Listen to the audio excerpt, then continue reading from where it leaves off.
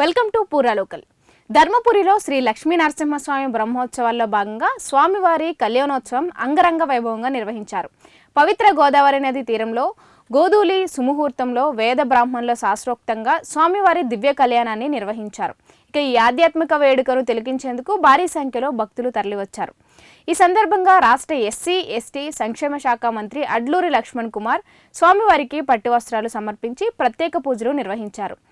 దేవదేవుని కళ్యాణాన్ని అందరూ వీక్షించాలనే ఉద్దేశంతో గత సంవత్సరం నుంచి గోదావరి తీరంలో ఈ మహోత్సవాన్ని విస్తృతంగా నిర్వహిస్తున్నట్లు మంత్రి తెలిపారు. గతంలో ఆలయంలోని శేషప్ప కళ్యాణ మండపంలో నిర్వహించే ఈ కార్యక్రమానికి స్థలం పరిమితి కారణంగా కొద్దిమంది భక్తులు మాత్రమే అనుమతి ఉండేది. అయితే ధర్మపురి అగ్రహారం పెద్దలతో పాటు తుని పీఠాధిపతి శ్రీ శ్రీ శ్రీ సచ్చిదానంద సరస్వతి స్వామీజీ ఆశీస్సులతో గత ఏడాది నుంచి గోదావరి తీరంలో విశాలంగా నిర్వహిస్తున్నారు. 2వ సంవత్సరం నిర్వహించిన ఈ కళ్యాణోత్సవంలో సుమారు 10,000 మందికి పైగా భక్తులు పాల్గొని స్వామివారి దివ్య కళ్యాణాన్ని వీక్షించారు. ఇక మంత్రి ఆదేశాల మేరకు దేవాలయ శాఖ, మున్సిపల్ అధికారులు, పోలీస్ శాఖలు సమన్వయంతో భక్తులకు అన్ని రకాల సౌకర్యాలు కల్పించారు. ఈ కార్యక్రమంలో జగిత్యాల జిల్లా కలెక్టర్ సత్యప్రసాద్, ఎస్సీ అశోక్ కుమార్ తదితరులు పాల్గొన్నారు.